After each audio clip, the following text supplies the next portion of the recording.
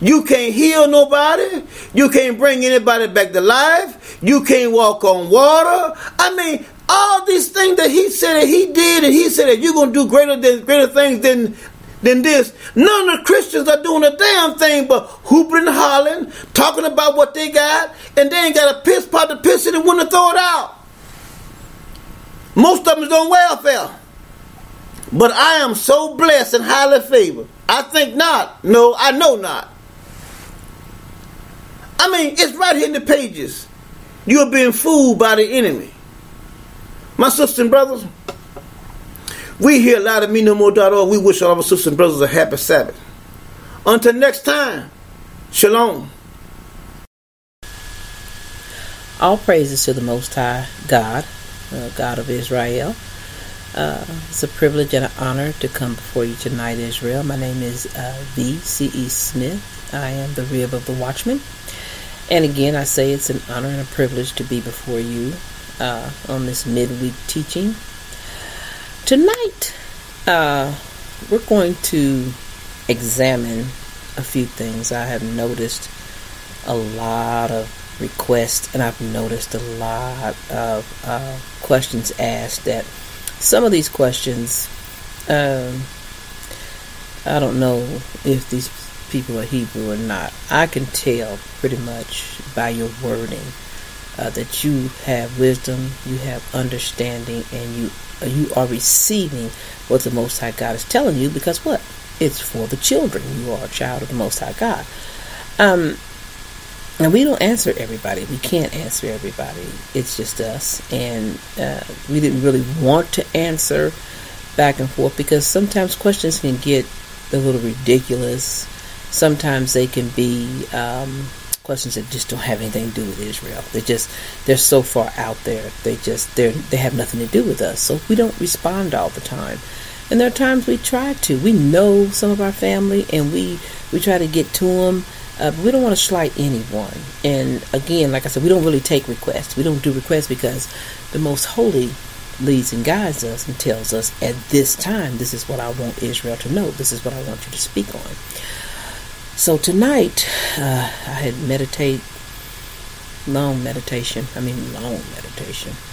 and spoke with the Father, and I asked him, can I share this with the children? Because a lot of people are confused about how your word is written.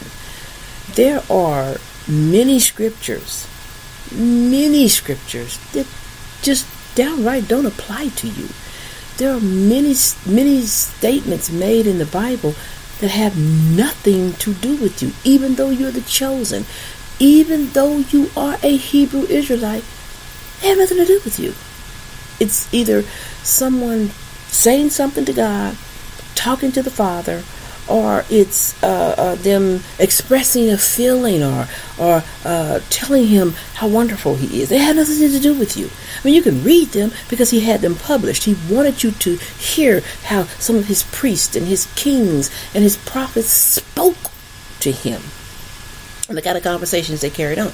So we're going to look at something that I think I feel needs to be addressed with our people, because we don't quite understand when it's about us, when we can use it, when we can apply it, or if it's just something wonderful to read.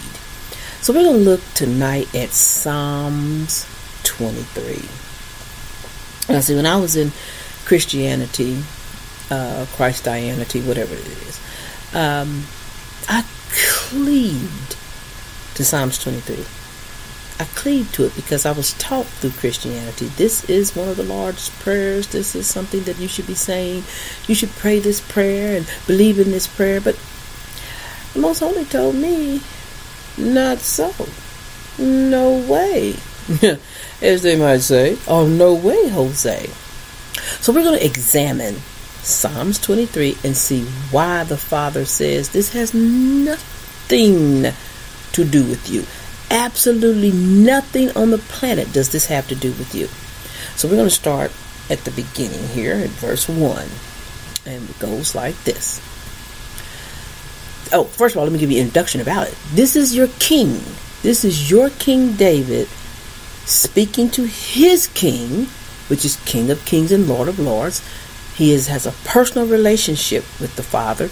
He knows the Father. He's seen the Father. He's talked with the Father. He's spent time with the Father. This is David talking to the Father. The Lord is my possession, ownership, personal, my shepherd. I, singular, not the house of Israel, not your people, not everybody. I shall not want. Now, let's break this down. Let's look at something here in Deuteronomy, because I want you to get a full understanding of how this does not apply to you. King David told God, I shall not want. And that was true. King David didn't want for anything. He was the king of Israel. There was nothing for him to want. God supplied all his needs and his wants and everything. He could take what he wanted. He was king. He was ruler. Let's look at you. Deuteronomy 28 and 48. Therefore shalt thou serve thine enemy. David didn't serve nobody. Nobody but the Most High God. Which the Lord shall send against thee. In hunger. You think David the king was hungry? You think there was a time one of the servants or one of the priests or anybody let their king go hungry? No. But you, let's read on. And in thirst. Look at there, look at Detroit. Look at all those folks. In Flint, Michigan. Look at all these people and the type of water they've got. Do you think they could speak, I shall not want? They want water. You got to pay your fucking water bill to keep water coming. Ain't no shall not want for you. He says, and in nakedness.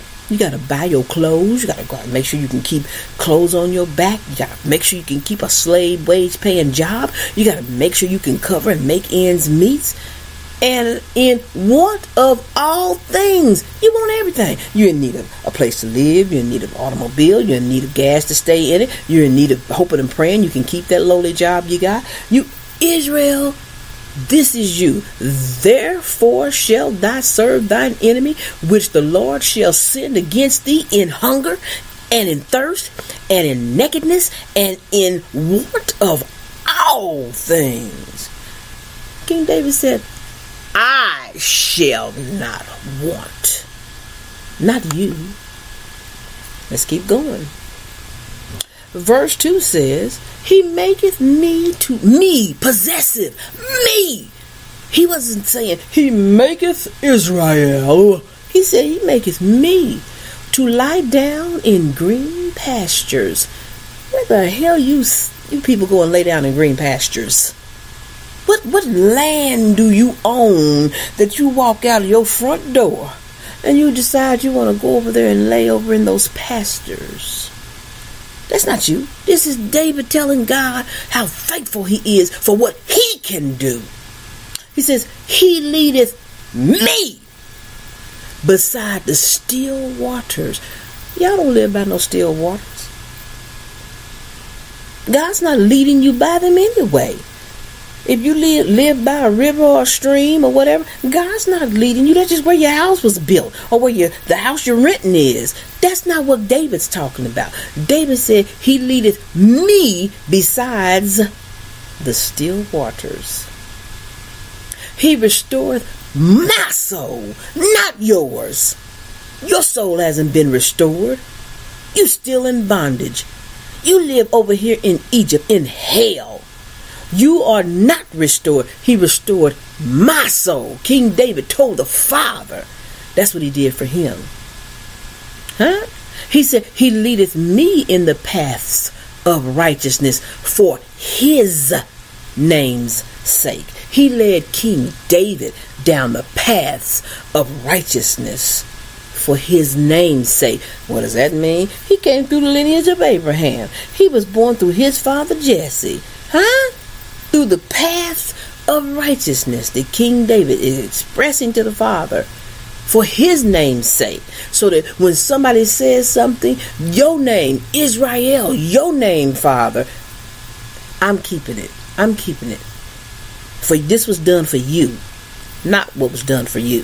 Some of y'all name Moshe, Lisha, Kashta, Tisha, and all that kind of stuff. That ain't got nothing to do with God. You're going to get a real name eventually. He says, yea, though I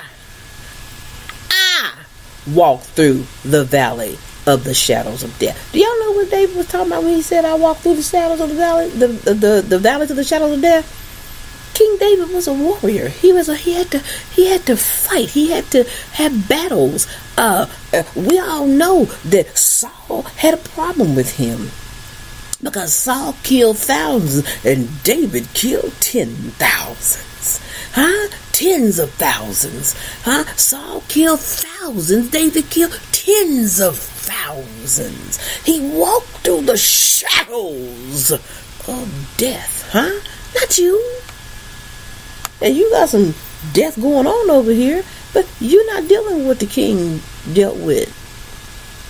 The king went out to battle against nations and fought, and with his God he won. He came out of the shadows of death, because death could have taken him in those battles as it did some of the others, but God led him out.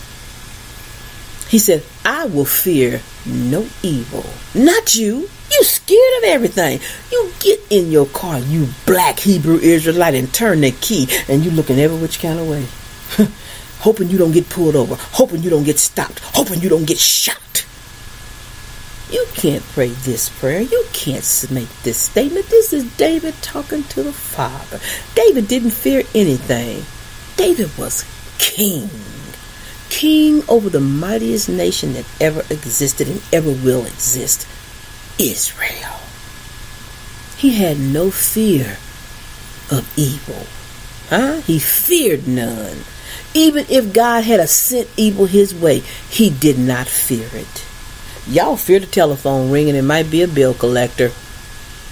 Y'all fear getting garnished on your job and can't bring home a full paycheck. Y'all fear the police. Y'all fear the stupid ass mingle, or the stupid ass whatever is living amongst you strangers, that some shit may be going on in the neighborhood and a stray bullet gonna come through your house. You have fear of everything. King David didn't have those fears. For thou art with me. God hasn't always been with us. God put us to sleep and turned his back towards us, Israel. But not David. He was with David even when Saul was trying to kill him. Threw a sword at him, and missed him. Not us. You're scared to lay your head down until a bullet might come right through the house. This is the king talking to the Father. This is not your prayer. Listen to this. He says, thy rod and thy staff, they comfort me. You know what that means? A king has a rod in one hand and a staff in the other. That rod that he had to be just as powerful as the rod that Moses had that parted the Red Sea. That was comfort to David. His enemy come, he knew what he had in his hand, and he could do away with him if he wanted to. That staff was a staff that a king carried, that showed the rest of the world, I am a king over nations. They were a comfort to David. You don't have no rod. You don't have no staff. The only one that you know on walking around on the planet right now that claims they have one is that stupid ass woman over there in England. She keeps a rod and a staff in her hand because she's a ruler. That's not you. Oh, I'm trying to get some understanding into you, Israel. You still got a lot of religion, because I had it. I had a lot of religion in me. When God first started telling me these things and exposing this lie to me, it seemed like I was still talking religious ways, even though he was trying to cleanse me of that. And that's what we do. You still believe what you've been taught in a church. But we're going to wake you up. We're not going to wake up. Scratch that. We don't wake you up. The Father has awakened you, and we're helping your understanding. He gives you